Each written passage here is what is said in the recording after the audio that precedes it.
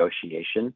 This is for the board of directors to authorize the general manager and or her delegee to negotiate and execute an exclusive negotiation agreement, or ENA, with Portman Holdings for the future lease and development of the real property located at 3800 Wynkoop Street, Denver, Colorado, which will be referred to as the property. Do I have a motion?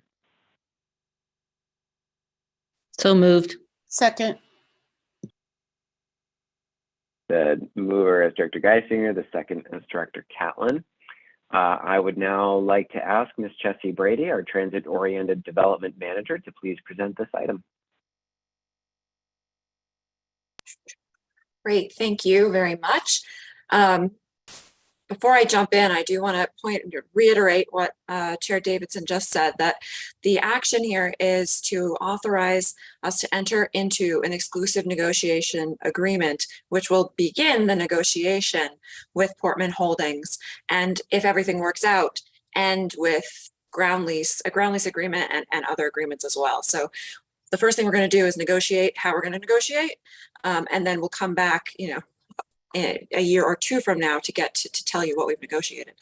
So jumping into the actual site, the 38th and Blake Park and Ride is about 4.5 acres located northwest of the 38th and Blake station.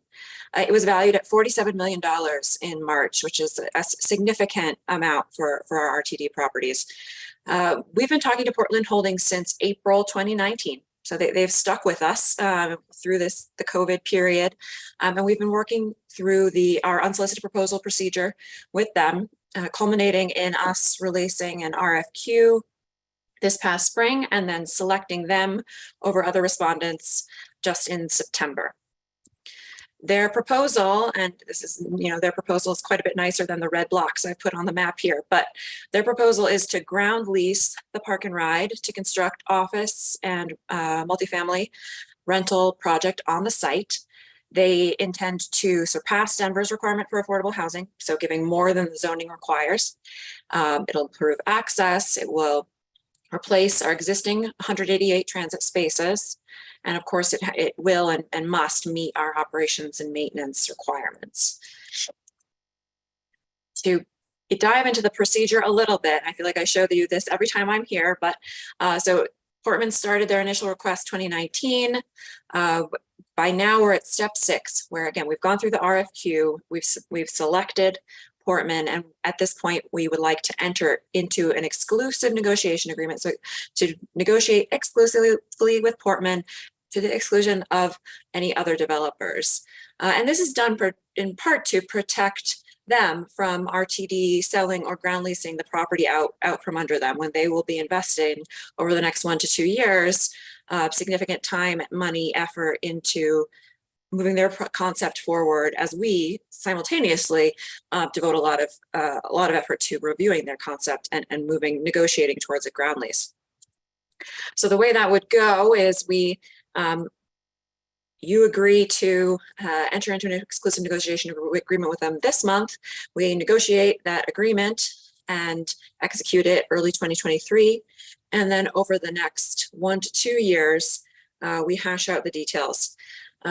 Coming back to the board every so often to update you and get your feedback, and then eventually coming back with the ground lease terms and other agreements potentially for your approval. If all goes well, construction begins probably 2025-ish. All of this is very much up in the air, subject to a lot of variability. This is part of the strategic plan. One of our TOD tactics is to increase revenue with a $47 million land value translated to a ground lease. We're talking about a few $1 million a year in ground lease revenues, which as per the previous conversation would go into the FISA. We have the TOD evaluation guidelines from 2018, and we have been working through these to make sure that this project is meeting those guidelines. It does meet all of our principles, checks all those boxes, and it is positively evaluated as far as the factors. So it will increase revenue. Bringing those offices and residential units to the site will increase ridership. We'll mitigate, if not and be sure to benefit the operations and maintenance. Access will improve. There will be affordable housing, and with a hopefully stellar project on the site, it will benefit RTD's brand image, and not just in the building itself, but in our ability to partner with both Denver and with private developers. So the ENA itself will, again, kind of commit us to negotiating with Portman alone, nobody else, for about 2 years. It will address the schedule for how we negotiate and the design requirements they have to meet, the timing of those. It will address financing and revenues to RTD. It will do a basic development plan as far as density, land use, and affordability, affordable housing. And then it will, of course, be clear about RTD's requirements for maintenance and operations and parking replacement. And part of what the ENA is meant to do is make sure that RTD and Portman are on the same page heading into negotiations, so that we're kind of going in eyes wide open about what each side needs and what will work, so that we're spending our time wisely and moving ahead with a true partnership. So that's all for me, and I'm happy to take any questions. And I think I might be showing you my children, which is just what I did last time. It's an awesome picture. It's great. I'll go ahead and call on directors for questions, and thank you very much for the presentation. Director Broom, please. Thank you, Chair. How many units are we talking about, and are there adequate school facilities and so forth around there to serve it? That's a good question. The number of units will be in the hundreds. Sorry, I am still trying to figure out how to get my children off of your screen, but I'm failing, so I'm going to give up. There will be several hundred units. The school facilities, that's really a question for Denver and not something that we've looked into yet. But it's absolutely something that we'll have to consider with the city and county of Denver. Thank you. Thank you, Director Broom.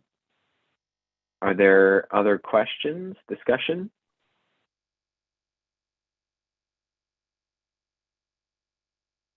Right. Well, that was it's exciting to see this come along. Thank you for moving this forward. This is really, really great.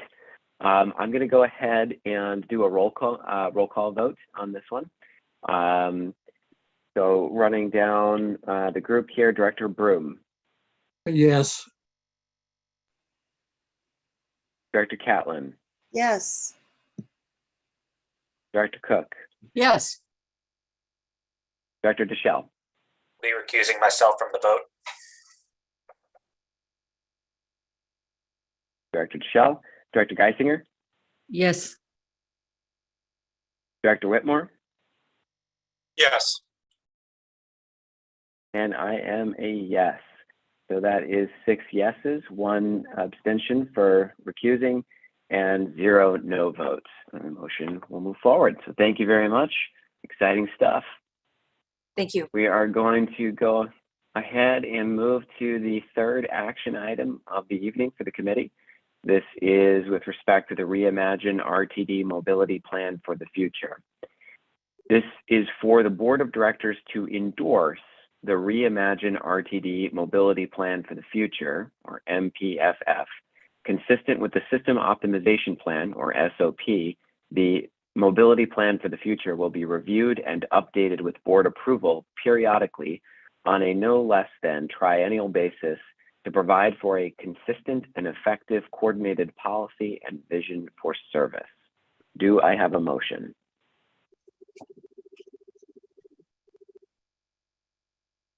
So moved, Deschel. Second. And the second? I have the mover as Director Deschel, the second as Director Whitmore. Thank you very much. We'll go ahead and looks like we're going to have a couple people presenting, which may include Ms. Deborah Johnson, our General Manager and CEO, Mr. Brian Welch, Acting General Manager of Planning, and Mr. Saroy, Senior Manager of Transit-Oriented Communities, to please present us with this item. So thank you very much, Mr. Chair. Good evening to you and members of the board.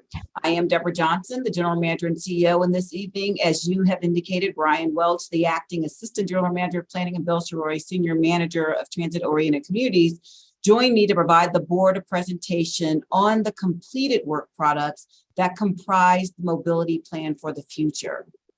The mobility plan for the future identifies comprehensive, forward-thinking strategies to better connect people to places they want and need to go, and serves as an agency guide map and is fully aligned with the strategic priorities of community value, customer excellence, employee ownership, and financial success. Staff and I are seeking the board's endorsement of the plan this evening, as this plan articulates tactical, strategic, and policy initiatives that require subsequent action by the board and staff. Hence, staff's recommendation for the board action is to endorse the plan. Next slide, Mr. Welch. So the topics to be discussed during this presentation include the mobility plan for the future's background. What led us to this moment in time, and what were the goals of this long-term comprehensive operational analysis? What did we hear and learn from customers, employees, stakeholders, the community, and you, the board? And then we will round out the presentation with recommendations for implementation that spawn from the team's analysis and the public input received. Next slide.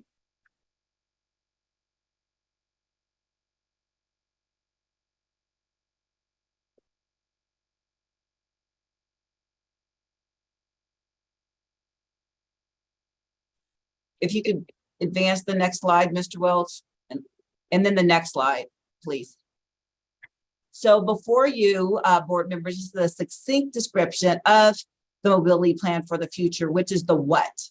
A comprehensive forward-thinking plan that identifies strategies to address the future mobility needs of the region. The subsequent slides will outline the why and the how. Next slide, please.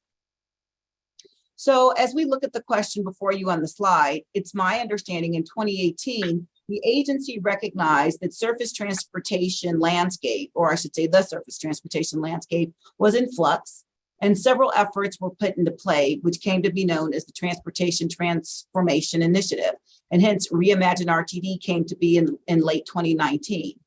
The aspiration for this undertaking is for RTD to be a relevant part of the region's mobility solution, which includes the agency addressing industry advancements and societal shifts that are substantially altering how and when people travel, how cities function, and how mobility options are factored into broader visions and goals.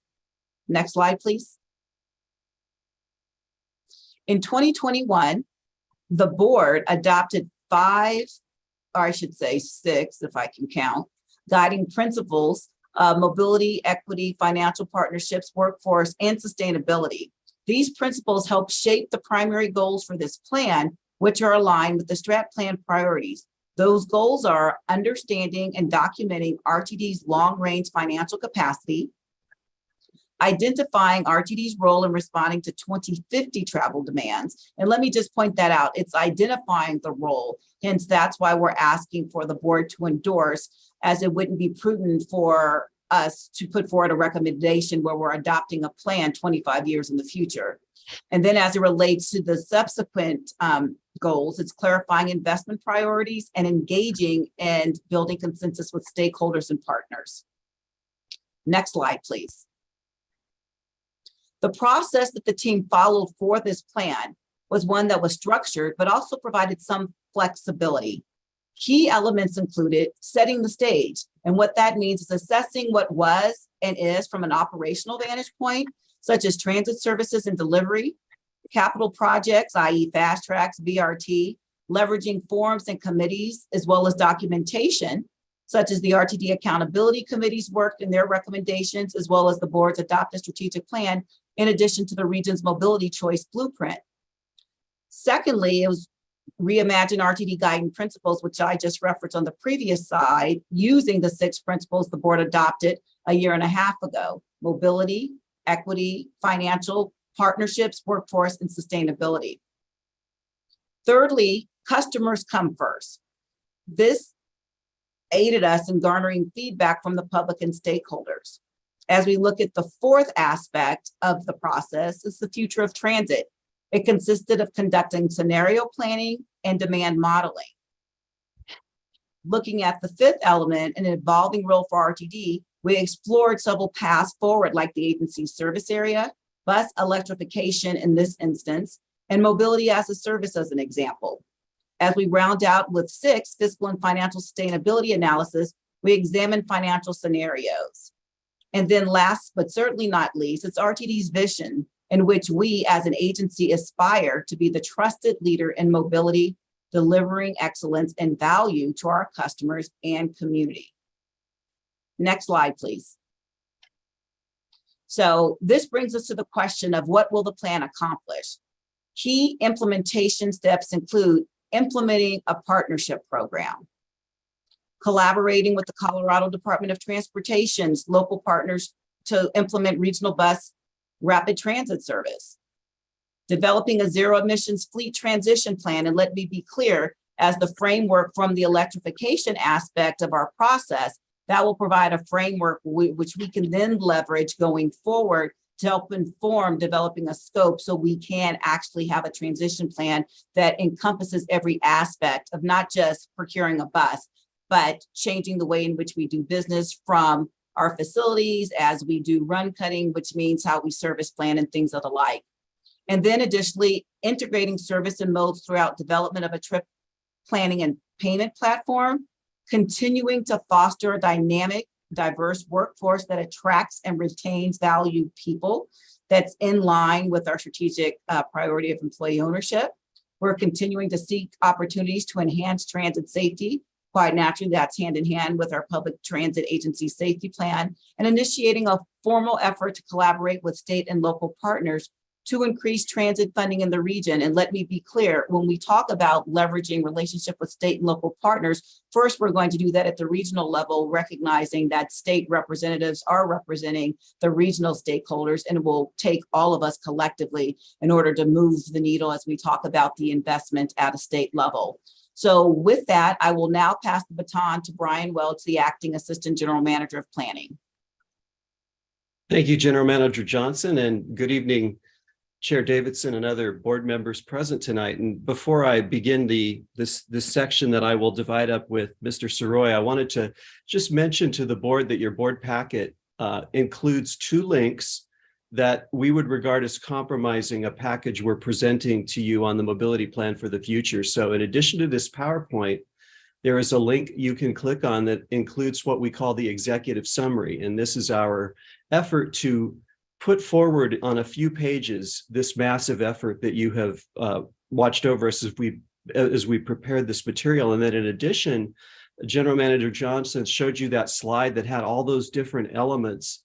And there's another link for you that you can click there and start clicking around and finding a lot of documentation. Now, everything isn't quite finished yet, but there's a great deal of additional information that we would encourage you to take a look at. So with that, let me first talk about the start. Telling a story back in 2019, before a gentleman in Wuhan, China, identified a pretty troubling upper respiratory disease, we were looking at boardings of 340, 350,000 boardings a day. And when we looked at Reimagine RTD and we compared that to where DRCOG anticipated we would be by our horizon year of 2050, we thought, well, 340 to 350,000 getting up to 600,000, it's a lot, but it seemed reasonable to us. Now, with the advent of the global pandemic and our boardings dropped in 2020 considerably, our boardings now are in the 220 to 230,000 boardings, I believe. But at any rate, if you look at the population growth within our district and the number of boardings that could imply, that's a big part of why we did Reimagine RTD. We need to be prepared in all those areas of uncertainty to position ourselves the best we can to deal with them, not in a reactionary manner, but actually to state clearly how we're going to work with our customers, our stakeholders, to get ourselves to where we need to be. We also spent a great deal of time doing long-range financial forecasting. As you heard earlier from our finance professionals, the district has found itself in very strong position for the next few years. And we anticipate that that will change, though, in the future, because our cost structure and our ability to meet the demand of 600,000 boardings is likely to outstrip our current revenue structure. We can go into more detail on that subsequently, but this was a major theme that we discovered during Reimagine RTD. And in fact, when we tell you more about our aspirations and our opportunities, they will be temporally based, but they're also going to be financially based, predicated on how much revenue we are able to incrementally add to our revenue base. We've looked at a number of different topic areas. Previously at the board, we described to you how we're moving forward with our partnership program. The sub-regional service councils are going to meet later this week, as a matter of fact, where we're going to introduce our approach that we described to you. This just gives you a feel for the breadth and scope of what we've tackled on this project. We'll be more specific later on some of the aspects of this that we would like you to endorse, but just wanted to, again, indicate the ambitious things that we've tackled that you can start discovering by following those links that I described to you. And now I'd like to turn it over to Mr. Siroy, who will describe more of the analysis part of this effort. Thank you, Brian. And to kind of reiterate where Brian started, which was, think about 3 years ago and where we started with kind of engaging, our customers and stakeholders. We were approaching it as if it was a traditional planning project, lots of in-person meetings, lots of public meetings. We had to shift, and we had to change our approach during the course of the project, which was, an experiment for us, and I think we were successful. So next slide, please, Brian. So you can see here with this infographic, we did an extensive and very robust program of outreach. We had a very active technical advisory committee, technical working group, and then advisory committee that were, engaged throughout. We, tried to do as best we could in terms of the public with engaging on the virtual side, and I think we did a good job. Although I think we've learned some things now that we would maybe do things a little bit differently. But again, we felt that we did some extensive outreach efforts, and even during, like, as you all know, during the system optimization plan process, we did kind of pull back and allow the stakeholders to have more engagement, on that project, because it was so critical and so fundamental to that effort. So again, we feel very good about, our process and kind of the results. The next slide, please. So, with this, in terms of some of the themes that we heard, a lot of this is reflective of where we're at. That first one, which is, I think, a direct result of the pandemic, where we had to do the major service cut to start out, and, everybody's wanting that service back. And, we certainly heard that throughout. The other thing I think influenced by the pandemic is, serving those who need transit the most. Again, as we reflect on, what we learned through the pandemic and who was using transit and how much they were using it, I think that's, dead on in terms of, what we need to focus on. And some of these other ones, is the third one, I think, is reflective also of where we're at in terms of, we've heard a lot recently about, reliability issues, safety or security issues and we did get a lot of feedback on that. So addressing that again, and understanding, trying to get ourselves in the right, making sure what we're doing today, and what we have on the ground today works well, before we kind of start to add stuff into the future, I think was kind of a theme that we heard. And the next few really talk about the partnership aspect of this. I mean, we talked about the guiding principle of partnerships. That was certainly key throughout. It's certainly fundamental to the project partnership program. It's, an outcome of kind of Reimagine. But I think it's really that focus on that we cannot do this alone, and we do need to work with others in order to do that.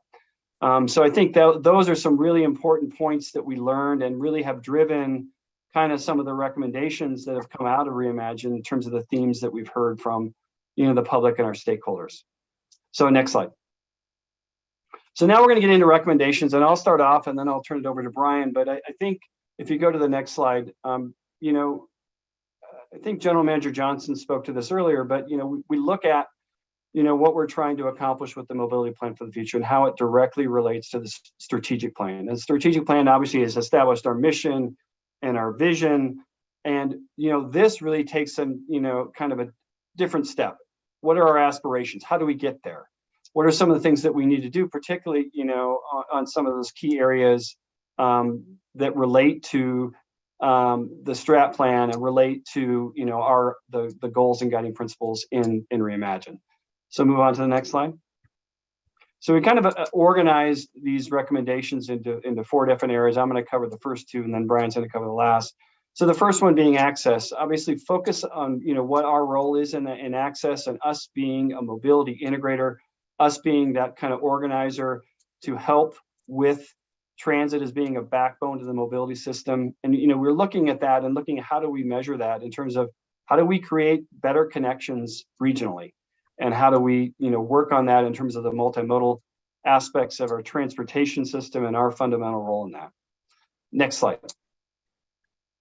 And then Brian also alluded to this in terms of, we're focused on kind of the funding piece of these and how do we, with these aspirations and what are the opportunities under kind of our current funding kind of picture, and also under a picture with increased funding. Brian did kind of outline that, the challenges that we have in the long term on the financial side, and this tries to reflect some of that reality in terms of what we can focus on now versus focus on, if we have more money in the future. So really, with the access piece, obviously, focusing on a regional system and regional service is important. The partnership program is critical to creating some of those local connections and using that as a kind of a vehicle to help with that, kind of creating that full picture. I think some of these other ones important, in terms of trying to create that, making sure their workforce, it's going to be really important for us to improve access. And then also, obviously, I talked about security, and then the use of mobility hubs and transit supportive development in terms of creating that kind of critical mass around transit and driving access and ridership.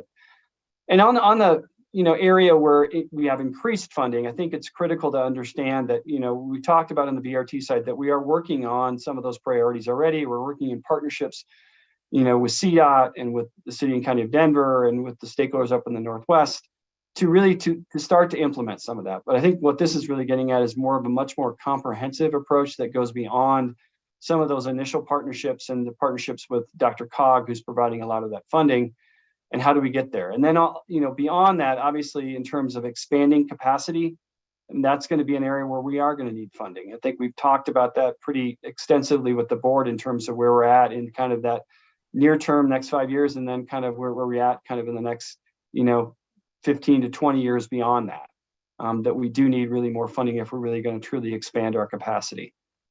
Next slide, please. So, the next element here we're talking about is focused on equity.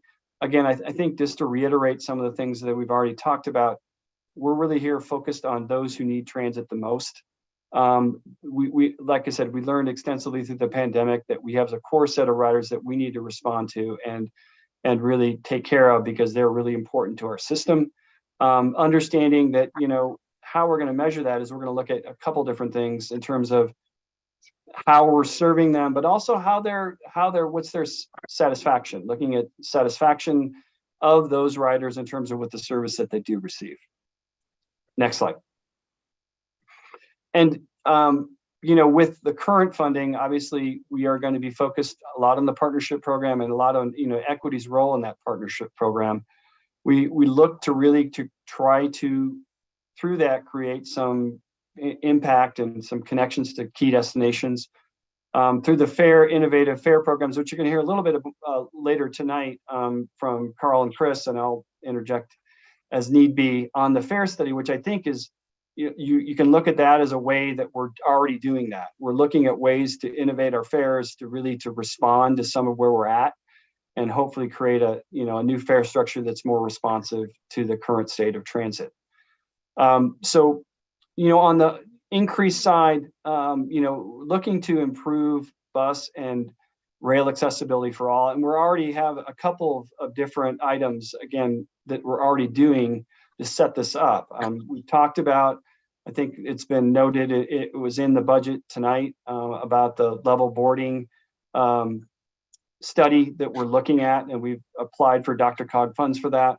Also, we're looking at, a bus stop plan to address how we address ADA accessible stops throughout our system. I think is a critical need, and setting that up so then as we get to the point where we can do more money and we can accelerate some of the things that we would hope to start to do, even if we don't get more money. So with that, I'm going to turn it over to Mr. Welch, who is going to take you through the rest of the recommendations, and then turn it over to Deborah to talk about the final implementation steps. Thank you. So as I've been thinking about this presentation as we're going through it and thinking back on the scope of work that we prepared back in 2019, you're probably thinking, well, this is all fascinating stuff. Many of these things we knew about, and that is correct. But what we've done over the last 3 years, and I think has been invaluable, is we have very much refined, listening to our board, listening to our stakeholders.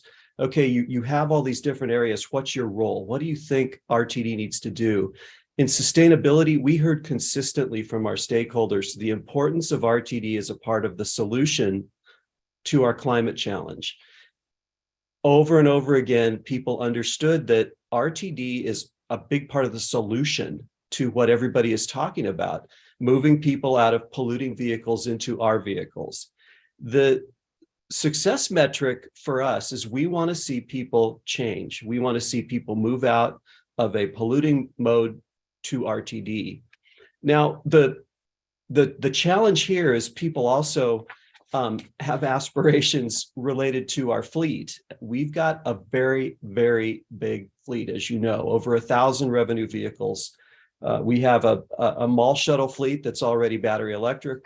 We're moving forward with additional battery electric or zero emission vehicles. But if you looked at the amount of money that it would take to convert us to a completely zero emission fleet, while that's an aspirational goal, we would not disagree with that. We think anything that is part of the climate solution is definitely worth pursuing.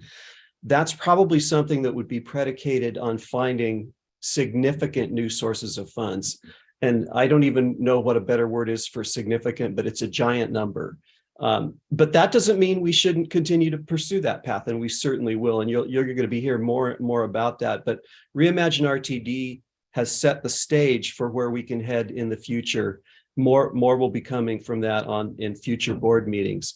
So with our current funding sources, there's definitely activity that we will participate in. And then, as I noted, with increased funding sources, we can see dollar for dollar where we can benefit from converting the fleet.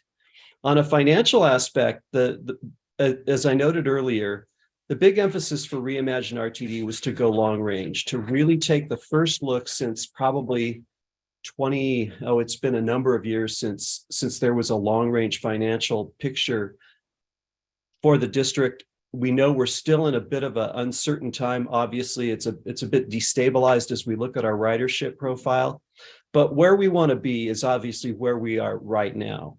Well-funded, financially stable, recognized as the best steward of the valuable taxpayer dollars that we get, and making sure that we're in alignment with what the region anticipates from us financially.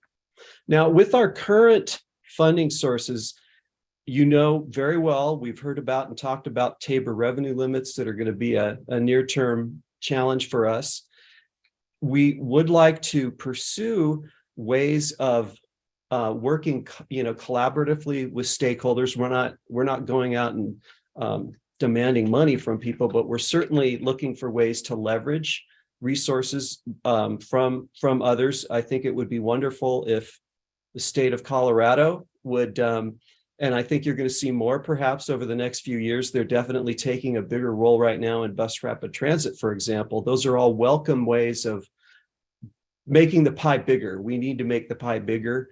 With increased funding sources, we believe that we could make the partnership program even more robust and then pursue more system expansion down the road, which, as you know, could prove to be challenging in the absence of doing that. So the next slide is just a recap where we wanted to, once again, as we've gotten through this part of the presentation, remind you of what we want to accomplish with it. So with that, I'd like to turn it back over to General Manager Johnson, who's going to provide the balance of the presentation. Thank you so much, Brian. If you can proceed to the next slide, I'd appreciate that. So as we look at the implementation aspect, starting off with access, which is defined as RTD is a mobility integrator that provides a regional transit backbone and partners with stakeholders to call for projects through the partnership program, modern day technology for fair payment and collaboration. The opportunity rests with an improved customer experience, as you can see to the right. Through reliability of services, we showcase value over volume. And so with that, we will yield ridership as well as greater involvement of local agencies. Going forward to the next slide. So the opportunities listed on the slide, on this slide, illustrates how RTD can leverage its services and partnerships and leveling the playing field. You guys have heard me say before, I firmly believe that public transportation is the great societal equalizer. So as we look at equity, sustainability, and financial, equity, as we define it to be in this instance, is a mobility provider prioritizing service to those most in need. Keeping that top of mind, the operative word in what we do is public. Transit service delivery is a public service, and there must be equity in the services the agency delivers across its network.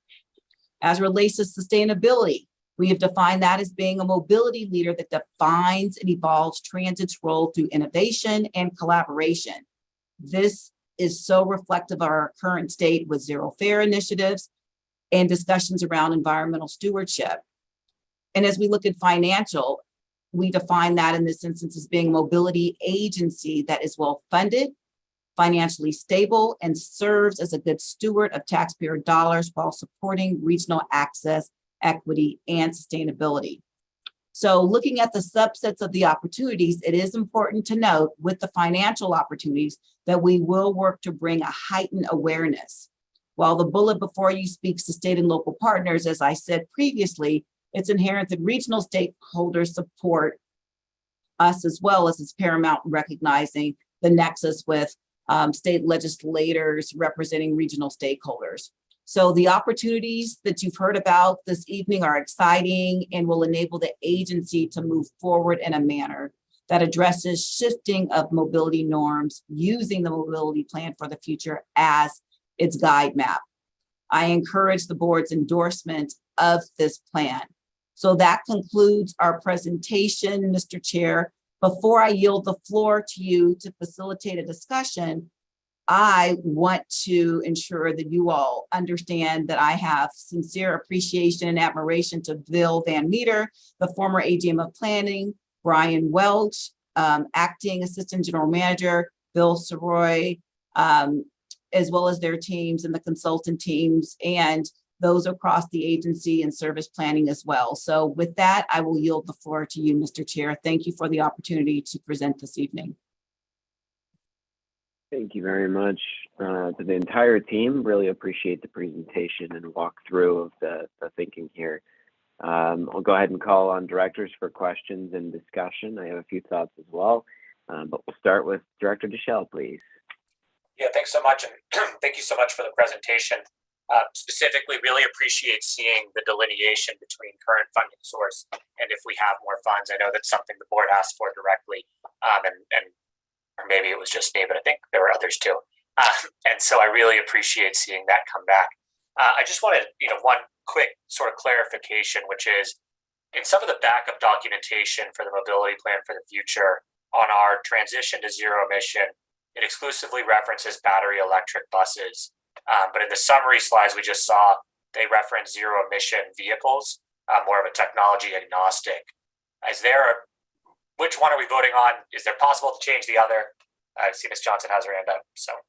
Yeah, so thank you very much, Director Deschel, for the question. In recognizing when this project was leveraged, there were discussions as relates to battery electric.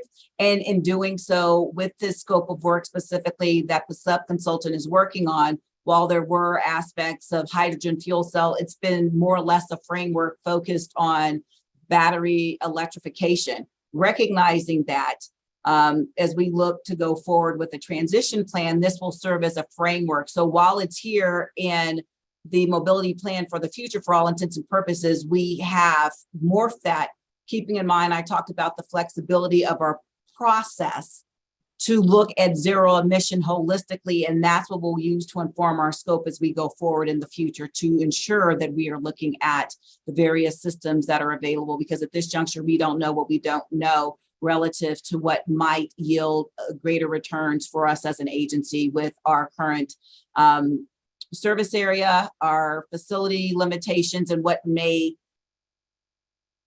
be undertaken as we go forward to ensure we shore that up with modeling and things of that nature. Great. And just to make sure I'm hearing you correctly, it's, if we were to endorse the plan, it would be for a ZEV. Most definitely. Perfect. Thank you. You're welcome. I had another question, but I can't recall it at this moment, so I'll put my hand down. We'll be here. Thank you, Director Deschel. Director Catlin, please. Thank you, Mr. Chair. And I would say, Director Deschel, you're way too young for a senior moment. I can claim one when I forget what I was about to say, but you're way too young for that. A couple of things. One, I had the privilege of participating in a discussion about this when we had our pre-meeting with Director Davidson and myself and the staff.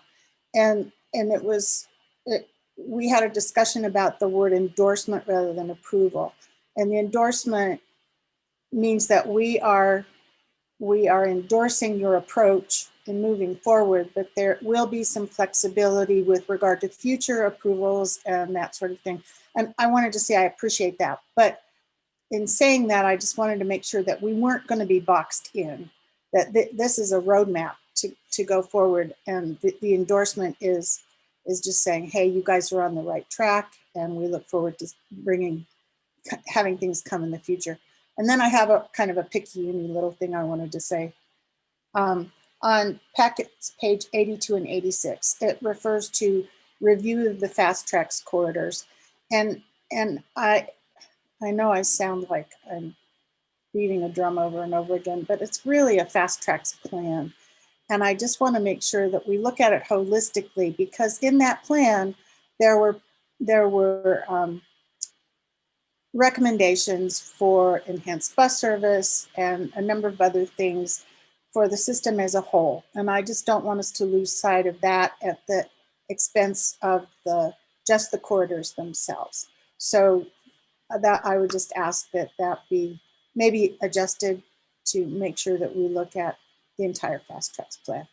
So that wasn't a question, that was more of a soapbox, but thank you for the time. I appreciate it.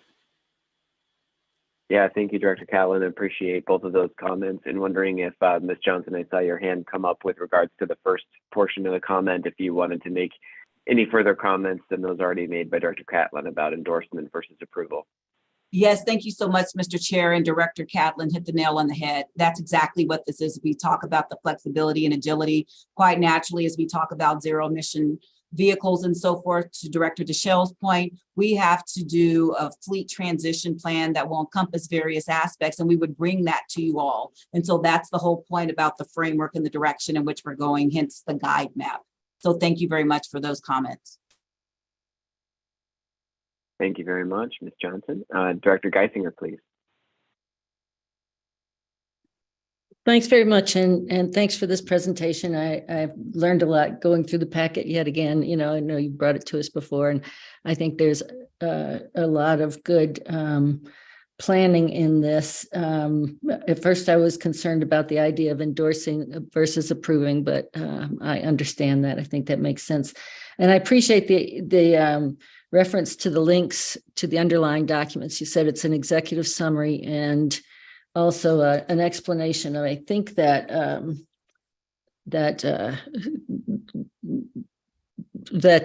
slide that showed a lot of different things you were looking at. Is there a single document that is linked to that shows, the partnerships and all the different pieces? There's been a lot more presented to the Reimagine team, than what we're seeing tonight. Do those links take us to all those pieces? Thanks, Director Geisinger. Mr. Welch, I see your hands up if you'd like to Yeah, comment. if I may. Yes, Director Geisinger, you will find if there is a link, for example, to the consultant presentation on partnerships program, which is very similar to the one that we presented to the board. So eventually, for almost every identifier on that big page that we showed you, I got to find out a good name for that big thing, but you will go. I mean, there are literally dozens of documents out there, and the level of effort that went into them from the staff and your consultant team is extensive, and I found them rich in content. So yeah, please go out there, and you should be able to find just about. Well, you will find everything that has been a key feature of the mobility plan for the future. Definitely, yeah. Great, and I also appreciate the looking at the fiscally constrained plan and the aspirational plan. I think that was something that a number of us were looking at, and I'll go back and look at where that is. And I'll just say that I think some of us, a couple of us at least, have had a conversation about how the board engages that. Our funding needs and sort of where we're going in the future, even at a deeper level, perhaps at the retreat. That may be a topic we want to look at. In terms of, I guess I could have raised this in the budget, but the partnership plan, the packet page 78 says top bullet is prioritize the partnership program investments, and I think that we all are committed to this partnership plan. I'm concerned that the $2 million does not convey that. So my hope is that as you move forward, you're able to really convey the desire to grow the program. And maybe that's something we do with the midterm financial plan as well. But I think that, as you're moving forward with local service councils, that we need to express that, this is not where we want to be, and that we want it to grow. That's certainly my hope, and I think that's what I'm hearing from all of your team. And I guess the other thing I would say as you move forward, I appreciated the information that was sent to us on what the local governments and our local partners contributed to those partnerships. And I think if you can add that to your presentation, that will help with that process as well. I like the focus on sustainability. One of the things in there, it says, and this may be kind of nitpicking too, I apologize if it is, but on page 86 of our packet, it said, develop a zero emission fleet transition plan. And I appreciated the information today that is underway. There's money in it for next year. It may just be wording, but that sounds like that's the goal. And I think the goal is to achieve a zero emission transition. And I hear what you're saying. It's a lot of money. There is, as I'm sure y'all know, but I'll mention it anyhow, a lot of money out there that the IIJA vastly increased the amount of money for the no grants for low and no emission fleets. I think it's $1 billion a year for the next several years. So hopefully we can be tapping into that money and move us in that direction. I think, I guess the other thing I would say is that I think the SOP rightly focused on, increasing service in our current equity populations. And that's always got to be a big focus, but I like the focus in here on building the regional backbone and partnering for some of the service. So bravo, thanks. Those are my comments. Thank you, Director Geisinger. Much appreciated. Director Deschel, please. Thanks. I appreciate the second bite of the apple, unless Director Cook wants to go ahead first. Okay, cool. So, yeah, I just want to clarify a few things because I did take the time to look up my Fast Tracks versus Fast Connects, which was the suburb to suburb BRT. And I was under the impression that when we referenced Fast Tracks, we were inclusive of the entirety of the Fast Tracks and Fast Connects plan, and we all just use Fast Tracks as a simplified nomenclature. Is that correct, or are we intentionally, when we say Fast Tracks, only referring to Fast Tracks rail? Mr. Welch, I see your hand is up if you'd like to comment. Yeah, if I may, it should say reevaluate the Fast Tracks plan, because the intent, as the directors have indicated, was to look at the three big pillars of Fast Tracks, which were park and rides, bus service, and system expansion. So we appreciate that clarification, and we'll make that change to the language here on the implementation slide. That makes sense. Thank you. Great, thank you. And on when we're talking about zero emission transition, does the asset transition plan that's coming forward include a full fleet, meaning inclusive of all vehicles owned by RTD, or is it just revenue service bus? I see General Manager Johnson has her hand up. If you'd like to go ahead, please. Yes, so thank you very much, Mr. Chair, and thank you, Director Deschel, for that question. At this juncture, this is what we need to discern. We need to look at that framework that we first have, because recognizing where we are with our assets not being in the optimal state of good repair, we have to ensure that we're being diligent and we have to be intentional as we go forward. So we will ensure that we bring information back to all of you, because you will have to approve said plan and we could put forward recommendations. But right now, I would just be purely speculating, conjecturing as relates to where we are, because we still have the same issue at hand relative to garnering a better understanding of where we are with our assets. Got it. Thank you. And my last question is well, first one quick comment, which is, Director Geisinger, I definitely appreciate the point, and I know you and I have talked about the partnership plan, but I think to the extent it is really critical, perhaps that's a good opportunity for a release of FISA funds for partnerships. In the slides we just reviewed, some quick back of the napkin math shows that the board has over $200 million at its discretion budgeted for next year, combining the $168 million from Fast Tracks plus the $50 million from board approved funds. So I think to the extent, instead of trying to squish and squeeze from mobility plan for the future for certain things, it seems like perhaps maybe at our board retreat there's some opportunity to be more intentional about funds that seem to just sit there and roll over year as we look at deploying more capital to look at board directed items. And the last one is really on plan alignment. And I know, Ms. Johnson, you've done a great job in work at trying to make sure we're all A, in the same boat, and B, rowing in the right direction.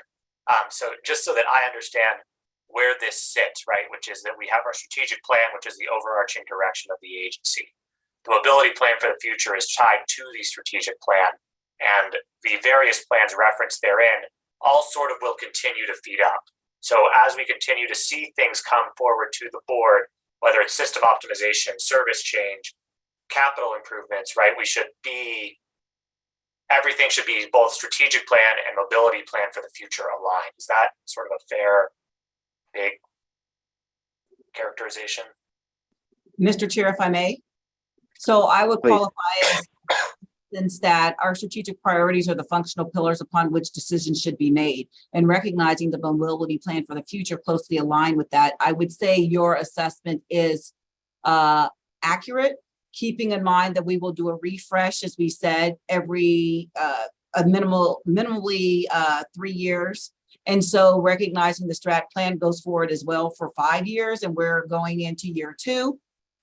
Long story short, I would say there's alignment there, but we'll have to step back at a certain point in time and ensure that we're all looking at this in a manner which aligns from a year-over-year basis. Got it. Awesome. Thank you. Now I'm really finished. Thank you, Director Deschel. Director Cook, please. Yeah, so I'm going to offer an amendment, but I'd like to preface it by a few remarks, if I may. I wanted to acknowledge the difference between endorsing this approach, and I like that wording, that nomenclature for what we're endorsing here, versus the implementation pieces that come to us for formal approval. The reason I want to go ahead and offer an amendment on page 86 is that it's pointing directly at implementation, first of all. So we're talking about something that's going to be brought forward to us. So to the extent we're separating the two, this piece, this slide in particular talks about the implementation. So I thought it made sense to be clear in some ways about that. The matter of social equity communities and they're serving as a priority, it's an important policy point. And I think we want to be clear on that, because my third point is this approach document is a communication tool as well. It's what we bring back to our communities and talk about things. And so to the extent the partnerships, and I agree totally, they're a key piece. I really hope that's brought forward.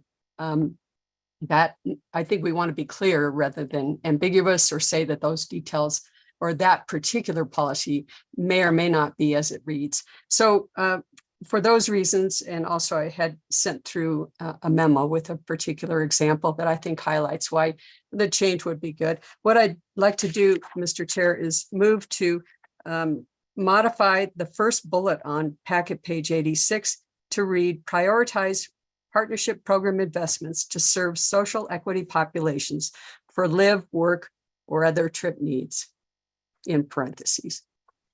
I would second that motion to amend. Thank you very much. That's the amendment proposed by Director Cook with a second from Director Whitmore. I'll now take questions or discussion regarding the amendment.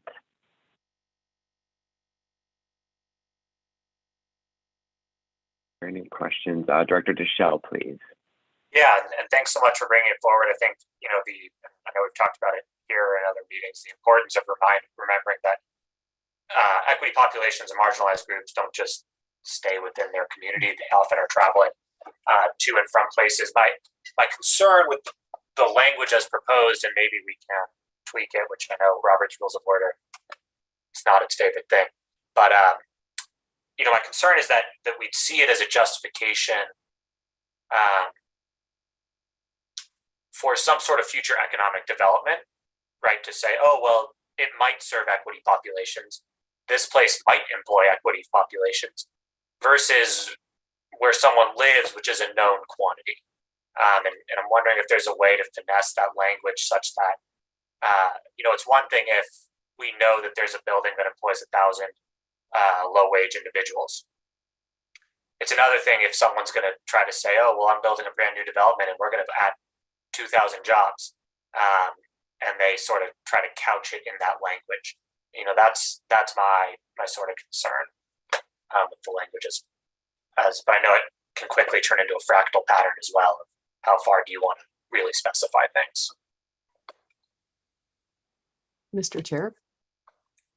Yes, please, Director Cook. One suggestion is that's just the sort of thing that you would expect to come forward in the implementation piece. And I would leave it to the staff and their good work in identifying the particular criteria that carries forward from that piece. So I'd feel comfortable leaving it to that next step or when that does come back. Thank you, Director Cook. I think I have a related question after hearing Director Deschel's comments, and I think it's for staff and perhaps you, Ms. Johnson, directly, or if you'd like to defer to anyone else. How do we measure? I mean, recognizing that is a few clicks down the road when we go to implementation. I think to Director Deschel's point, we have a known quantity of where folks live who are in need of increased need of service. But in terms of looking at employment centers or other community activity centers, as highlighted by Director Cook, do we have good ways of measuring, and how do we do that? I mean, would you mind commenting on this amendment and what data will be available to us for implementation? Yes, I will provide some comments and I'll yield the floor to Mr. Soroy, and if necessary, Mr. Green is on the call as well. So recognizing as we look at delivering service to ensure that there is service equity, and we look at communities as a whole, we recognizing they're traversing the entire area, so it's not done in absentia. We look at data from the American Community Surveys to discern where there are those populations, be they low income or be they communities of color as well. And so in turn, we have to look to see where people are going, and that's why this process is evergreen, to discern if there is future development and done in a holistic fashion. Then more so, as we talk about what our guiding principles are, we have to basically put forward what we intend to accomplish and look at that from a service equity vantage point as well. So with that overarching statement, I will yield the floor to Mr. Soroy, and I see Mr. Green came on camera to further elaborate as it relates to what we're doing from a Title VI vantage point. Mr. Soroy? And I was just going to acknowledge Mr. Green and talk to him, let him talk about his kind of some of the revisions he's taken to their approach to the service equity analysis, where we're looking at some of those destinations as part of that effort. Okay, good. We're all aligned. That's so exciting. Mr. Green? Yes, thank you, Bill and Deborah. Chair Davidson, if I may. Yeah, please, go ahead, sir. So a key component as far as our Title VI program update and the way that we're doing our service equity analysis, a key component of our forthcoming analysis includes key public service destinations. To General Manager and CEO Johnson's point, as looking at employment centers, whether it's hospitals, academics, higher education institutions, and middle schools, high schools, things of that nature. That's part of the data that we've already compiled. So we already have it ready to go to be able to assess whether or not it's increasing access to these key public service destinations. So as we look at the juxtaposition between equity populations, so minority and low-income populations, we're also looking at where are people going. So we have the data that's readily available that we have obtained through whether it's DRCOG, ACS data, and then the QCEW, which is the quarterly census, employment, and wage data. So being able to triage all that together to be able to have a better assessment of where are folks going and where are our services. Thank you very much for that context, and that's excellent. That's great. Answers my question, and it sounds like there's a lot of good data that we have access to and new methods and processes we're creating to capture that. So that's great, and it sounds very much like that matches some of the intent of, I think, of what Director Cook, that sounds like you're aiming at with the amendment. Thank you for the answers. Director Deschel, please. Yeah, and Director Cook, I apologize if I misheard. I'm curious if you would be amenable to striking the live, work, and other trips and just leaving it at serve equity communities. And the reason there is twofold. One is, especially with marginalized populations, I think it's critical, and certainly everyone on this committee presents as white, that we are asking the community what they need. So to say I'm going to serve you and then say, but only for these enumerated items, which I don't think is your intent, sort of cuts against the language of serve and might not be the most equitable choice, versus saying to the community, we're here to serve you. You tell us what your needs are, whether you need to get to live, to work, to medical, to grocery, etc. And so just curious if you'd be amenable to sort of dropping that parenthetical to better emphasize that serve portion and really give our staff more flexibility on the implementation side. Director Deschel, you mentioned Robert's rules before, so I hear you asking Director Cook about a friendly amendment here. Director Cook, if you wouldn't mind commenting on that. Sure. With the understanding that we aren't solely basing it on self-reported need, that we do have the data such as Carl Green discussed and so forth, then yes, as if my seconder, Director Whitmore, would be amenable, I would accept that as a friendly amendment. Oh, just this one time, Director Deschel. Well, mark it down in the column. Please. All right, so we're gonna, and I see no further discussion. We'll vote on this amendment. Director Cook, if you wouldn't mind just reading the language then for one more time with that adjustment. Sure. The motion is to modify the first bullet to read, this is on packet page 86 under subheading equity, prioritize partnership program investments to serve social equity populations. Okay, thank you, Director Cook. I'll go ahead and call the roll for the vote. Director Broom, Yes. Director Catlin, Yes, Cook. Director Davidson, I'm sorry. Is there? Oh, sorry. We switched from communities to populations.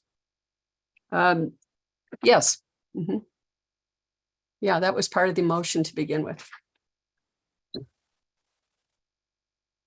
Okay. Mhm. Sorry, go ahead. Thank you, Director. Director Deschelle, Yes. Director Geisinger, Yes, Director Whitmore, I like the original better, but I will vote yes. and I will also be a yes. That is unanimous, 7 aye votes, 0 no votes on the amendment. We'll go back to discussion on the main motion, please. Move to All call. right. Well, seeing no further. Sorry, Director Deschelle. I was going where you were going. I was moving to call the question, and it sounded like you were about to call a vote. So Okay. I'll withdraw my motion. Director Geisinger, please. just really quickly, just to make sure I understand. So we'll be endorsing sort of the general plan, and anytime, for instance, since we've talked about the partnership, before that's put into place, it will come back to us for approval of the implementation. Is that right? I guess that's Mr. Welch or. Ms. Johnson, please go ahead. Yeah, so as we talk about, as we go forward in reference to the partnership program, for you all to garner a better understanding, we would be bringing this forward so you are aware of what we would be doing collectively. So yes. So the partnership program as part of the implementation would come back for us for approval, is it ultimately? Yes, Okay, thank you. you're welcome. Oops. Thank you very much. Appreciate it. Well, I'll just make the comment, last time in other matters at this committee, I had mentioned that, increasing clarity around the concern we have about the lack of diversity we have in our funding in conjunction with how our funding scales as the region grows.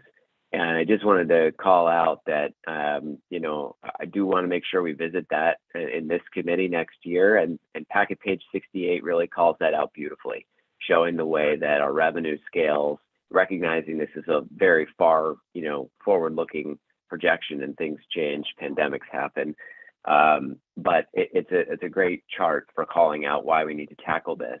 And I think the exciting thing about this is actually this roadmap, this plan gives us some opportunities. And like some of my fellow directors, I really appreciate the, current funding versus increased funding, and also some of the general language that's used here. When you look at page 78 and the increased funding of improved bus and rail accessibility for all, there's really exciting targets that we can go after in there. And I know that some things that have come up in side conversations and meetings about what we might talk about with youth and education and opportunities where we can approach the state and we can approach some of our local jurisdictions in a way that other transit agencies do align around this. I think there's some pretty cool things we could be talking to the legislature about, to partners, like CDOT, to other partners throughout the region. So anyway, really appreciate the presentation and really exciting I agree with Director Cook's comments that we can use this as a communication piece.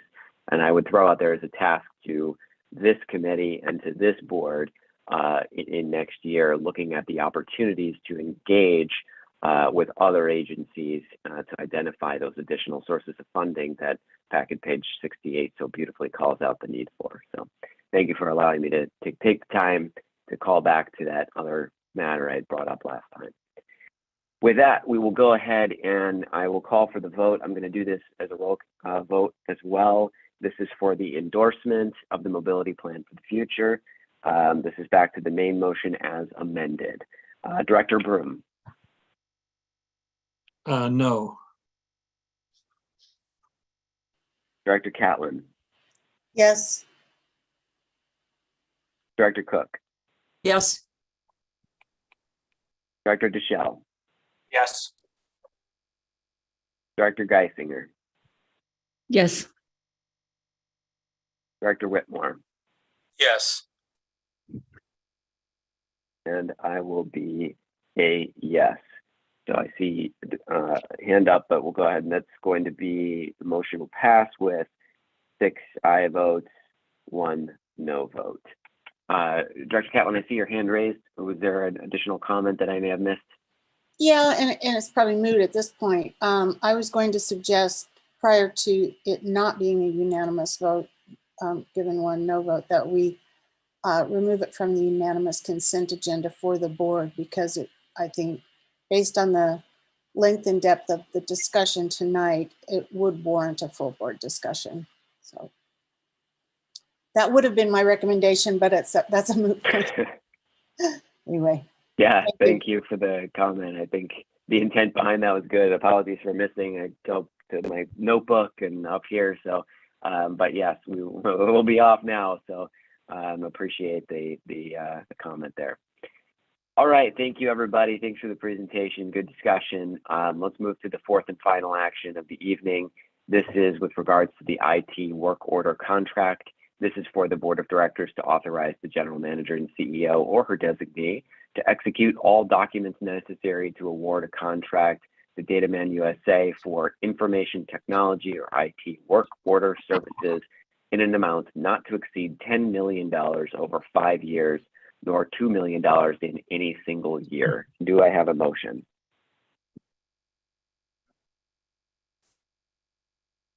So moved. Second. Second. I have a mover of Director Whitmore and a second of Director Cook. Now I would like to go ahead and ask Ms. Leah Riley, our Chief Administrative Officer, Mr. Eric Farrington, Senior Project Manager, to please present this item. Great. Thank you, Mr. Chair and members of the committee. Mr. Chair, you summarized it pretty well.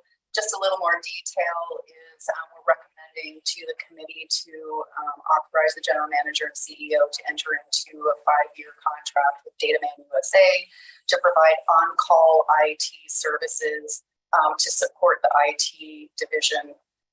So this is routine. This is something that RTD has done in the past. This is just a continuation of work with a new contractor to support the IT division. Some of the tasks, they can be short term, they can be midterm. They'll be determined based on project and funding available. But some of the types of services that would be requested are support for hardware, software, and databases, looking at our IT administration, performing analyses for us, looking at smart vehicle technology, traveler information, helping with analyzing emerging technologies, doing some quality assurance and testing, and as well as helping us with procurement initiation. So again, as the chair said, it's $10 million over 5 years, and it will exceed more than $2 million in any given year for the life of the contract. Thank you. Thank you, Ms. Riley, much appreciated. Any questions from committee members or discussion? Dr. Catlin, please. At the risk of getting in the weeds, Ms. Riley, that it's $10 million over the life of the contract, but not to exceed $2 million in any given year. In the event that $2 million is not expended in any given year, can it be rolled forward into subsequent years? The authority only allows $2 million per year. So Okay, so it's a use it or lose it on an annual basis. correct. Okay, thank you. Thank you, Director Catlin. Any further questions or discussion? All right, I'm going to go ahead and call for the vote. Are there any no votes for this action? Being none, the motion will pass unanimously, 7 aye votes, 0 no votes. Thank you very much for all of the presentations and recommended actions and discussions from committee members. We're going to go ahead and now move into our discussion items section of the agenda. We have one discussion item tonight, and it is with regards to the system-wide fair study and equity analysis. And at this time, I'll go ahead and ask Mr. Chris Quinn, Planning and Project Manager, and Mr. Carl Green Jr., Acting Director of Civil Rights, to please present this item to the committee. Thank you, Chair. Yes, Carl and I will be providing an update of where we are on the FAIR study at this point. And with that, give me just a moment to allow me to share my screen for the presentation.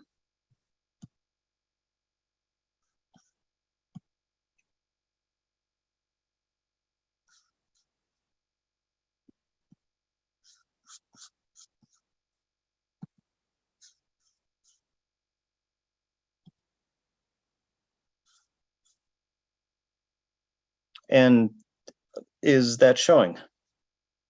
Thank you. Good.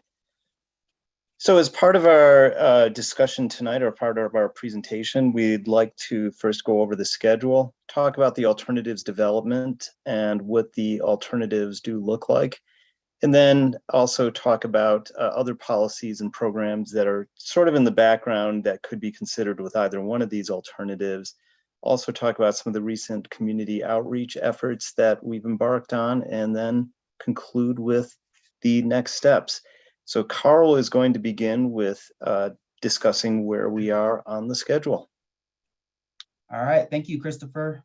So again, Carl Green Jr., Interim Director of the Civil Rights Division. And what this diagram shows before you here, it depicts the overall schedule as it relates to the study. The solid maroon illustrate the critical points or key stages of the project, whereas the hollow squares with the maroon borders demonstrate inputs that have been very vital to this study, i.e. the customer and community feedback. And based off the feedback that we gathered through engagement milestone number 2 and number 1, as well as the financial and operational modeling, we identified 2 possible fair structures that could help RTD achieve its 3 goals of equity, simplicity, and affordability. And we will use that feedback gathered in this round. So it says the current stage, fall 2022. We will use the feedback that we received from this round of community engagement to develop and create the final recommendation. And then that recommendation will be announced and available for the public comment and public hearing process in early 2023. And in addition to that, I also wanted to highlight that the Title VI Fair Equity Analysis will be brought before the board for the board's approval during that same time frame. And then to round us out at the very, very bottom, the board will then decide on the new fair structure next year. Next slide. All right, so now let's get into the fair structure development and how we develop the alternatives. So again, as we have mentioned throughout our board updates, we are using a customer and community-centric approach, and we have time and time again answered that call and met the moment as it relates to community engagement and truly ensuring that we were receiving the feedback from all of our customers. And just wanted to mention that there are a number of different opportunities. I see some of the board of directors reviewing the different bullet points, but really to drive it home and to provide more information, we're just grateful for the more than 3,000 community members who have participated in surveys, focus groups led by community partners, our stakeholder panels, and as well as our customer and community meetings during engagement milestone number 1 and 2.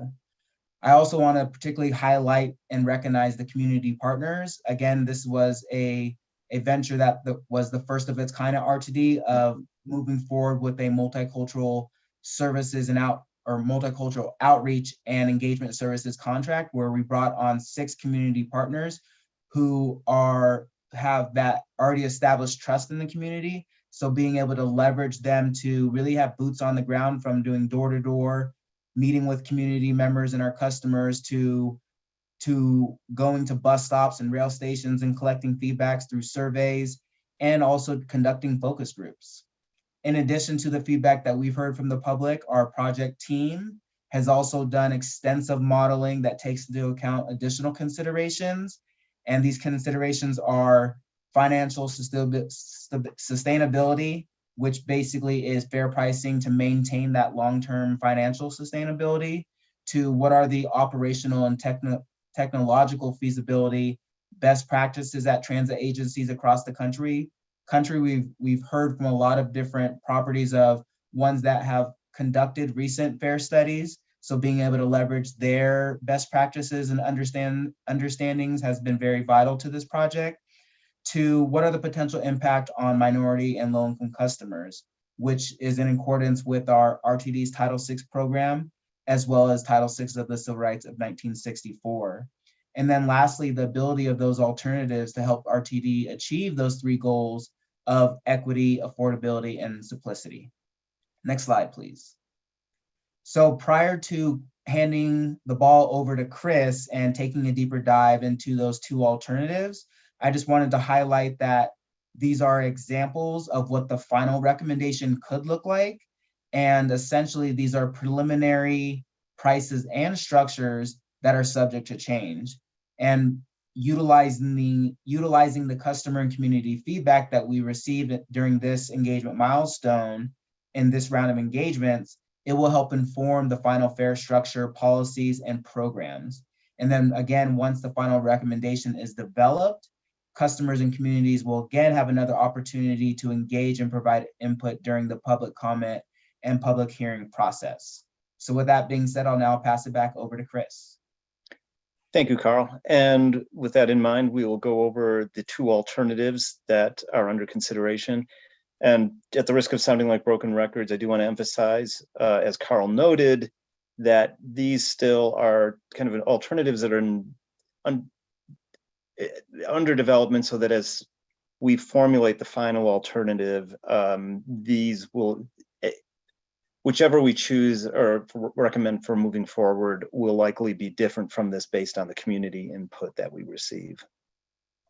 So alternative A basically lowers fares for all types of service, but it retains the local, regional, and airport fare levels. Now, the feedback that informed this, as we were out in the public for our first round of public engagement, or what we were calling milestone number 1, along with the survey that we had out in the spring, we heard quite a bit that the fares were too expensive. And in fact, approximately 2/3 of the respondents said that they would make fares less expensive as a recommendation for moving forward with the fare study. So this alternative does decrease fare prices for all types of service, maintains the current service levels without raising fares, and it has the effect of rewarding frequent customers, and then also does lower the airport fare. And then digging deeper into it, you see on the top, on the left-hand side, we have on the red table, those are our existing fares, and then alternative A is shown below in blue. So just pulling up one example, local fare for the 3-hour would go from $3 down to $2.75. Regional fare dropped from $5.25 to $5. And then lastly, the airport from $10.50 down to $10. So now how does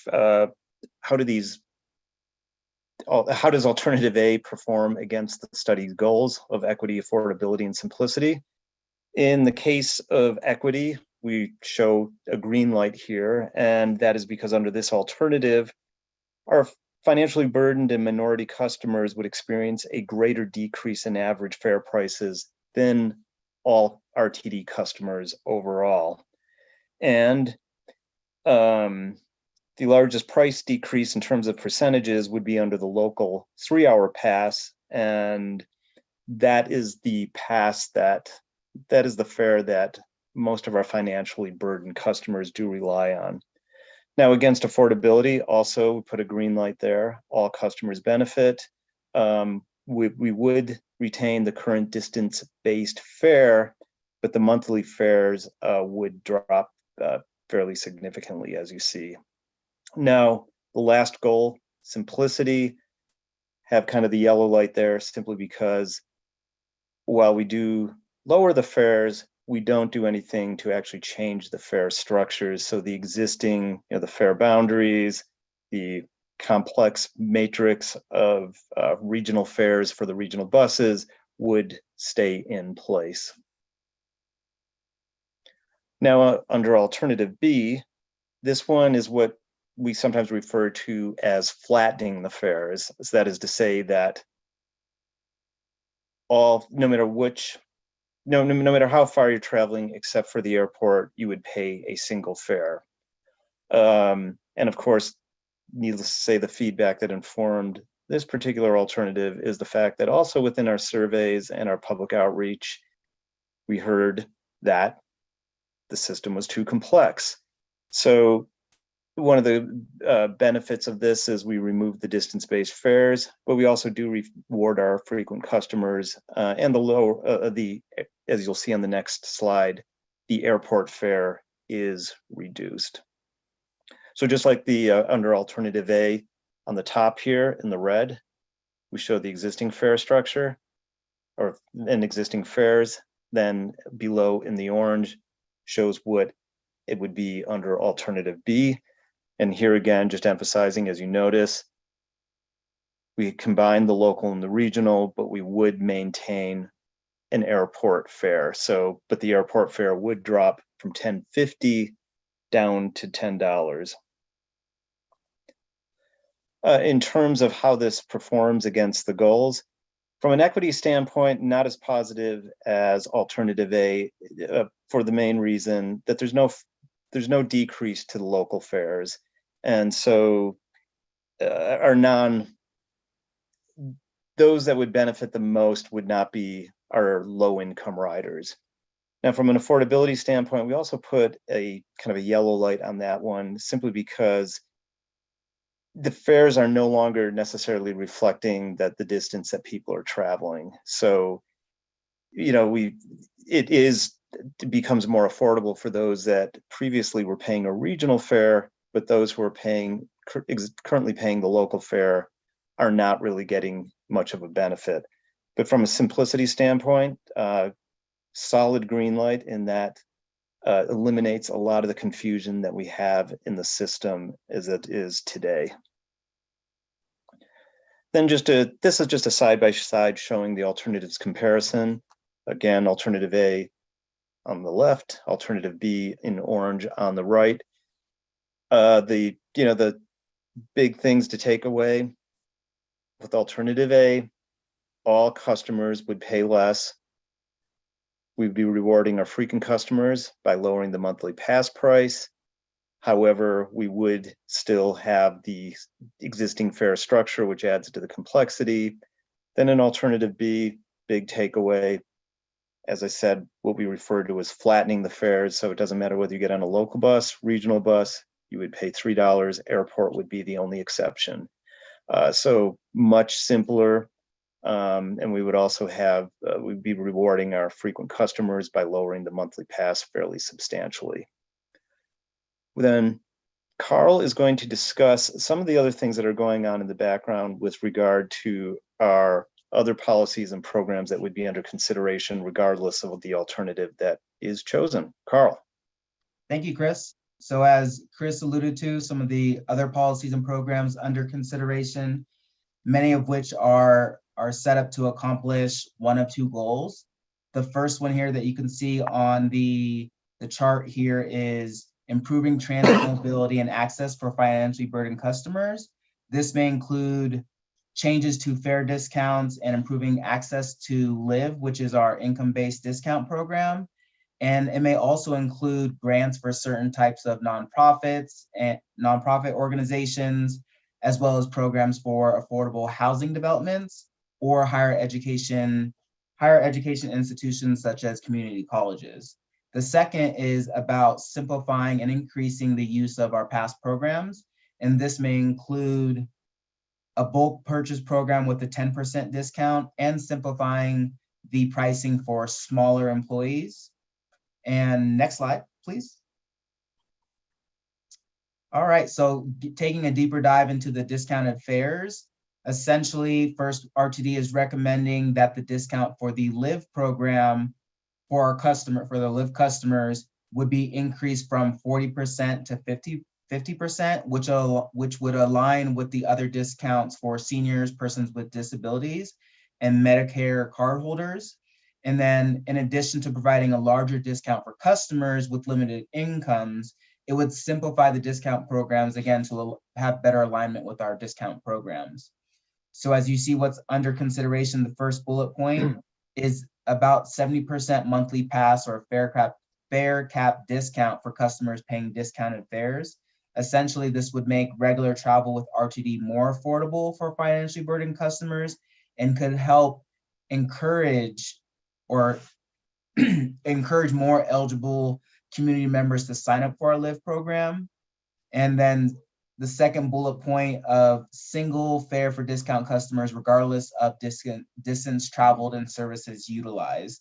So what this would look like if implemented is that youth could travel anywhere in RTD's service area for 90 cents, and all other discount customers would travel anywhere for about $1.50. And then next is free fares for youth. So RT is exploring this opportunity. Again, this would require an external funding partner if it was secured. And this would impact the age group of youth for 6 to 19 years of age. So that's one or another thing that I wanted to highlight. And then the other part is increased access opportunities to apply for Live. So what we're looking at here is removing the out-of-network address to ensure that people who are experiencing houselessness, if there's a out-of-network address, they can be eligible for this program. Another aspect of this is being able to increase the federal poverty level. Currently, right now, we're at 185, at or below 185% of the federal poverty level. So we're looking at increasing that to 200% to ensure that we are able to meet the moment for folks that are financially burdened. And then lastly, not under consideration during our conceptual option stage during milestone number 2, that was something that was put on the table of aligning the youth discount from 70% to 50%. Bottom line, we're not moving forward with that. That's not under consideration, especially as we look at customers who need that opportunity to be able to access our system. So we will not be moving forward with reducing the discount from 70 to 50%. Next slide. All right, so now I'd like to highlight some recent engagement activities rather. So we recently had our customer and community meetings. Both were held virtually through Zoom. And the first one that was in English was on October 20th, and the other one was on October 27th. We received a lot of great feedback and from community leaders and customers in the community. So that was great. And I would also say that we had nearly 100 community members that participated that represented Adams County, Arapahoe, Denver, Douglas, and Jefferson counties. The next bullet point, outreach events at Denver Union Station, Boulder, and Aurora.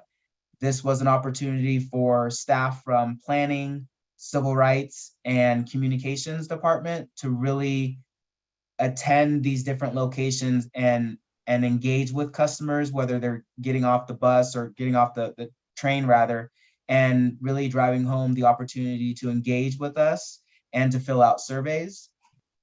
Speaking of which, the next bullet point of the community and customer survey we launched in early October.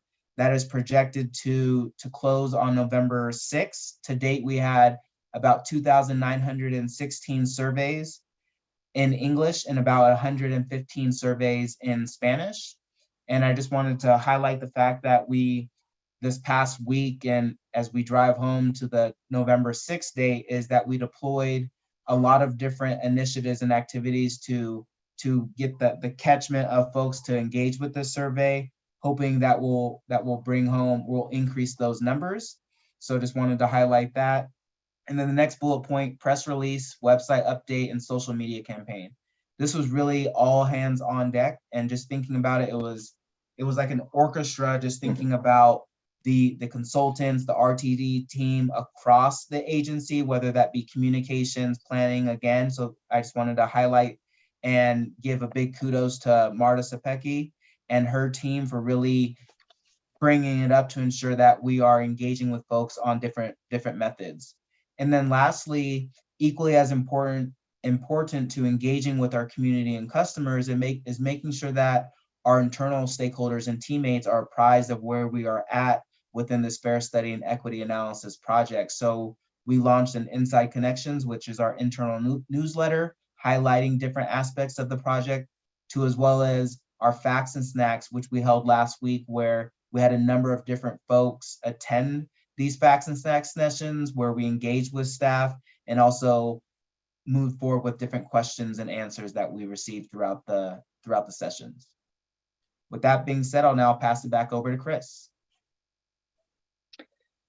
Thanks, Carl. So for our next steps, moving into this next month, as Carl indicated, the survey will close this weekend. After that, we are going to be meeting with our feedback panels. And just as a reference, the feedback panels, we have the past program working group, or excuse me, past program feedback panel, the equity feedback panel, and a jurisdictional panel. We expect to be meeting with them at the end of November, early December, to get some additional feedback from them. And then our intent is to try to develop a final alternative for the board and community consideration towards the end of this year into early next year. So what we would do there is seek board approval once we have that to release the final alternative for public review and then go out with our public hearings. We would expect that to be in the winter, spring timeframe, with the intent then of seeking final board review and approval of the recommended alternative in the spring timeframe of next year. And with that in mind, also just want to remind everybody that as Carl indicated, we do have the website up, so a lot of real good information on there. And then of course the survey does close this weekend. So, anything we can do to encourage additional participation in the survey, we would certainly be most grateful for. And with that, we're happy to try to address any questions, comments, concerns that the board may have. Great. Thank you very much to Mr. Quinn and Mr. Green. I hope you're having fun with this. This is pretty cool. This is fun stuff. And it's neat to see this coming together. So thank you for sharing the progress and keeping us apprised as this develops. I'll go ahead and call on directors for discussion and for questions. I think I saw Director Broom's hand up, but it went down. So I'll go to Director Cook, please.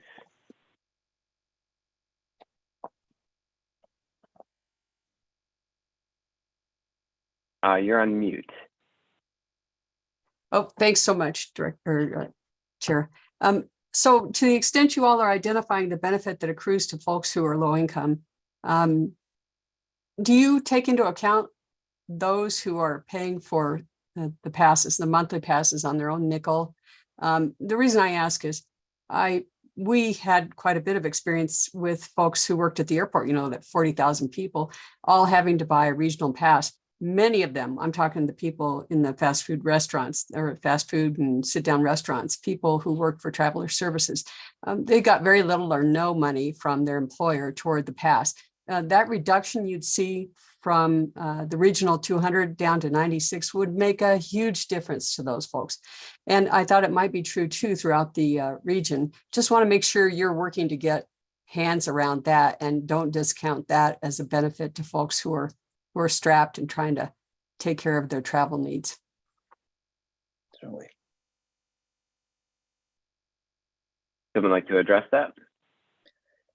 Yeah, a couple of points there. One, we have been, to your point, certainly alternative B significantly reduces the regional pass that an airport employee would be using. And along with that, as we have introduced fare capping, that would make it even easier for somebody relying on a monthly pass, since they wouldn't have to put the money up front, but as they've accumulated enough trips for the fare capping to kick in, that would obviously also reduce their the amount that they would need to pay. Both alternatives, of course, do reduce the monthly pass price, but as you point out, alternative B certainly significantly more. And related to that, we do have Denver Airport as part participating in our feedback panel, specifically the pass programs feedback panel.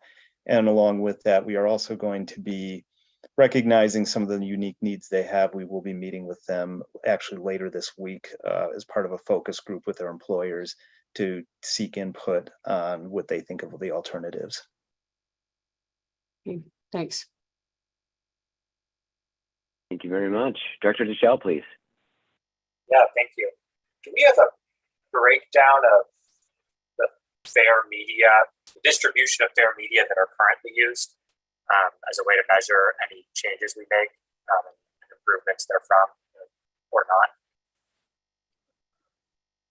We do, but we would have to big asterisks. We would have to. I don't think there's anybody, unless I'm looking around in all the boxes here. I don't think anybody here that would know off the top of their head, but that is certainly information we can provide for you. Yeah, that would be just appreciated, because I think as we're evaluating feedback, and I think, hopefully as we look at a program in a year or two, it'd be great to sort of see how folks shift in this process. Yes, thank you very much, Director Deschel. Mr. Chair, if I may. Please. Yes, I would say that we will compile that information as we have various forms of fair media, and I want to ensure that it's comprehensive, and we will disseminate in the manner we generally do with any board inquiries to all board members, so everybody has access to the same information. So we'll endeavor to get that done in the next 2 weeks, because I know it's going to take some time, and Mr. McLeod is on this call, and I know his staff are the ones that assemble that. So thank you. Thank you all. I just want to say how exciting it is to see free fair for youth. There's many before me who've tried to champion it, something I beat the drum on, so it's really exciting to see that that's under consideration. My last question is, are we A/B testing this data to be more specific, switching which one shows up as A, which one shows up as B, which one comes first, and which one comes second, when we're asking people to evaluate which fair alternative they prefer? I'm sorry, I didn't hear the entirety of the question. Could you repeat that? Yeah, are we doing A/B testing when it comes to these, which option people prefer? In terms of, I guess I'm sorry. Bill, I see your hands up. Surveying people, right? Yeah, Bill.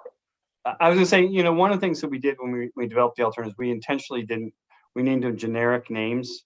So there wouldn't be, it's not like the low fare option and the flattening fare option. We didn't want to try to bias. So we just, again, A and B, we haven't done, I don't think, any what you're talking about in terms of mixing up which one was talked about first and which one was talked about second.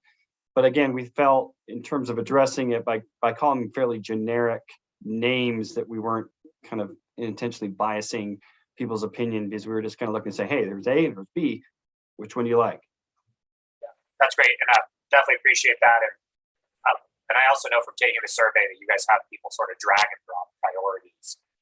Can you talk about how that is going to maybe implement the two options we have before us today, or is the board going to sort of see those weighted factors?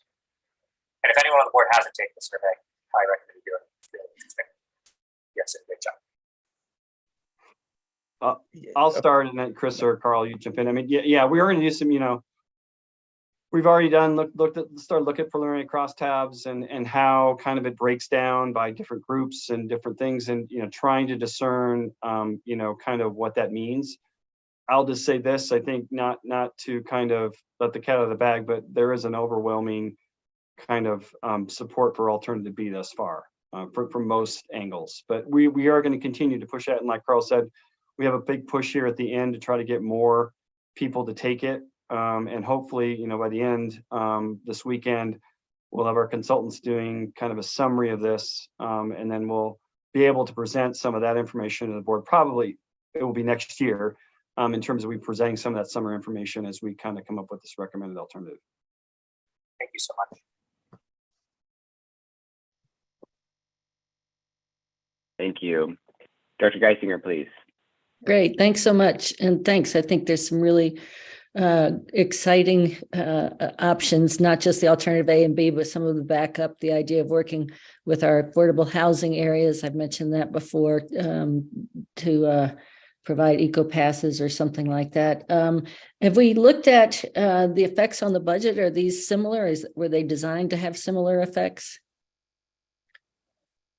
We're right now in the process of modeling what both the ridership and the financial implications would be for each one of the alternatives. We do have some very high level, not results, but high level information on that, just to make sure that we're not going too deep, into negative territory. But we don't have that information ready for prime time yet. But short answer, yes, we are looking at what those implications would be.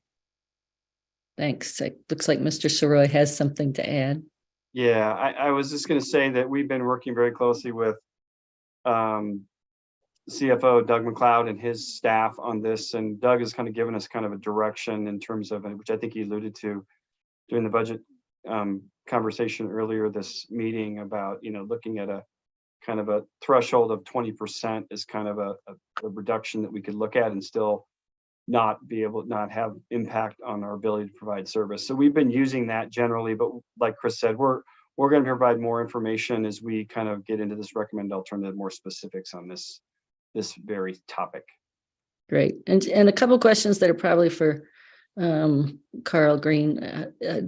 I wonder, when I see, a drop from $3 to $2.75, I don't know how you measure this, but I wonder if in implementation, I guess my thought is that most people aren't carrying change, that there'd be many people who would just put in $3 anyhow. Is that something that's considered as you look at this? I mean, that's Director Davidson, Chair Davidson, if I may. So just to follow up on that question, as we look at alternative A and really as we look at potentially decreasing the price for alternative A, knowing that if we look at the fare payment types, whether that's cash or ABT, My Ride card, so on and so forth, as we think about fare capping and really getting to that monthly price, overall, how the ABT is set up of getting the best value out of their fare. So over time, they can realize the benefits of being able to use fare capping as a way to pay for their overall costs. So when I think about reducing the price, whether they're using our sales outlets or our forthcoming retail network, of being able to purchase fares at a lower cost. So we are looking at that, and the magic number of where we landed, giving our left and right parameters from a financially sustainability standpoint of how far we can come down, and that was the price point that we arrived at. Okay, and then this sort of follows up on Director Cook's question, but do you look at, as our equity populations are moving out of the central area, a lot of other areas, there people that are traveling regionally, certainly, that are low income and minority. And if it affects fewer people but gives them a better discount, is that weighed into it, or is it just sheer numbers of how many people in those equity populations are affected? Well, the one part that I would inject on, let Bill or Chris add on as well, is thinking about where our Title VI populations, minority and low income, and what is the composition or the breakdown between local, regional, or even airport. A majority of our Title VI populations are using our local routes. But aside from that, as we think about the changing of the demographics and the shifts of what is the word that I'm thinking of, affordable to live within that local area, we are seeing a shift of population going out, but still the majority of our ridership Title VI populations are utilizing local routes. Yeah, I guess I'm just looking at the fact that there's such a difference. You know, it's a quarter on the alternative A, and it's $2 or a little more on alternative B, for, you know, that even if the majority is using, I don't know how close that majority is, if it's just over 50% or something, that if you're helping still a lot of people more, if that weighs in at all.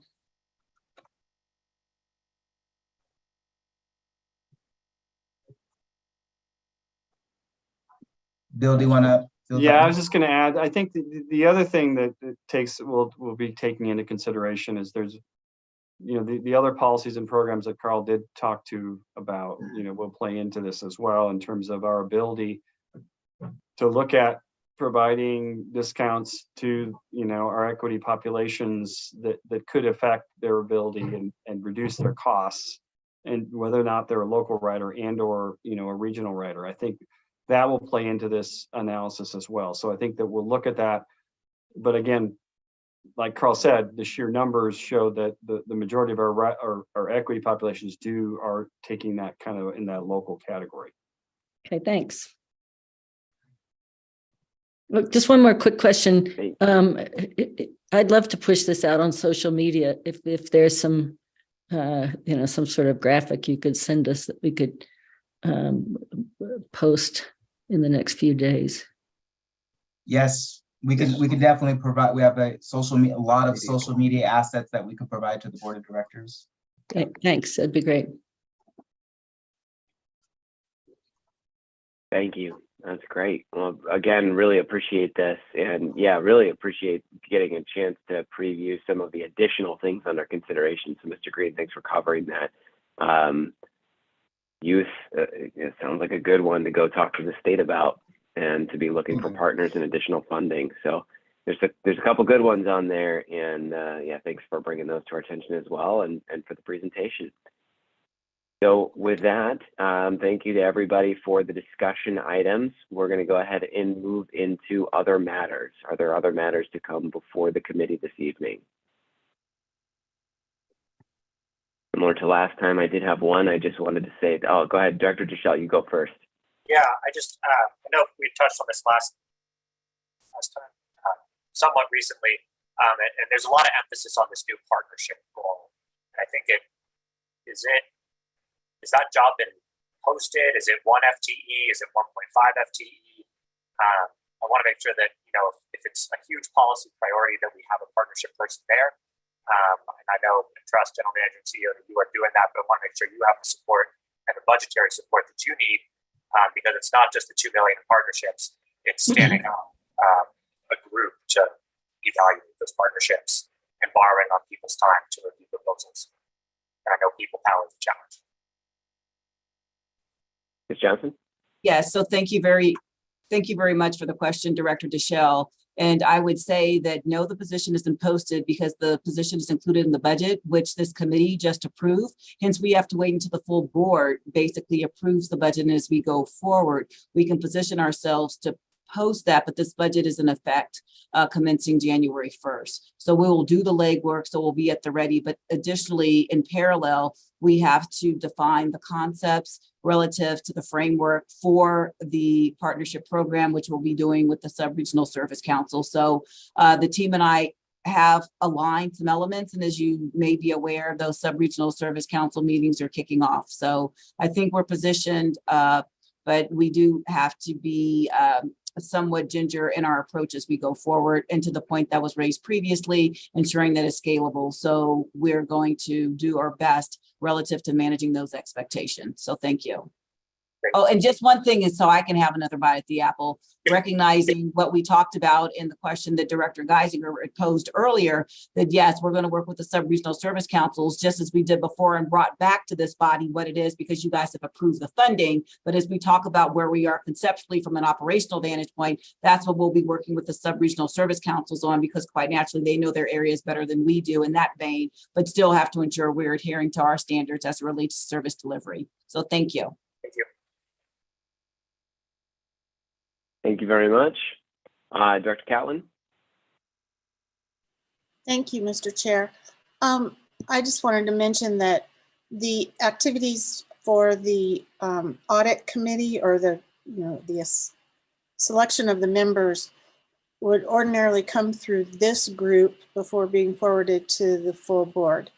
But we have a little bit of a timing issue, and recognizing that we want to get an audit committee in place before the end of the year. Directors Davidson, Deschelle, and I are initiating a 3-board member action to present to the executive committee on the 10th that would move forward the names for the external audit committee members. So I just wanted to say that we're skipping the step for this committee, since this committee won't be meeting until next year. So I don't know if you wanted to add anything, Director Davidson, but just wanted to. No, thank you. Thank you for commenting on that. Yeah, important point that will be coming up, and I think we'll hit our timelines and getting that done. So it's great. And actually, just right along the lines of not meeting until next year, my other matter, I was just going to thank the committee members here. You know, the composition of the committee may change. It has been an honor to chair this year, the Finance and Planning Committee. It's a fun committee to chair because we've got some pretty sharp minds on the RTD team, putting us into good shape. So I really thank everybody from staff to my fellow directors and committee members here for allowing me to be a part of this and chair the committee. The next meeting is going to be in January 2023. So this is our last of 2022. So thank you to the whole team. And with that, our next meeting date will be a TBD date in January 2023 of the Finance and Planning Committee. And seeing no further discussion, we will adjourn the committee at 8:01 p.m. Mountain Time. Thank you very much, everybody. Take good care. See you soon. Thank you.